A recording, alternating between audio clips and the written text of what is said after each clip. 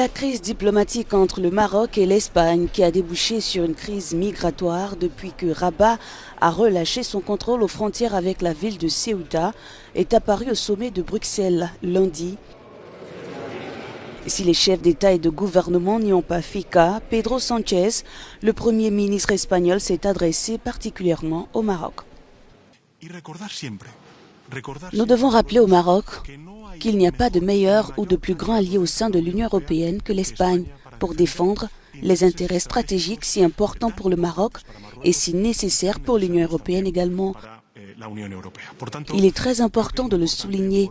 La relation de l'Union européenne avec le Maroc est stratégique. Nous voulons avoir la relation la plus constructive, mais elle doit être basée sur deux piliers essentiels, la confiance et le respect.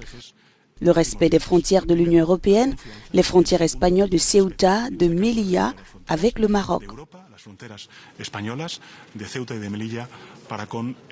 Dans ce bras de fer, le Maroc ne décolère pas depuis l'arrivée en avril en Espagne de Brahim Ghali, chef des indépendantistes sahraouis du Front Polisario.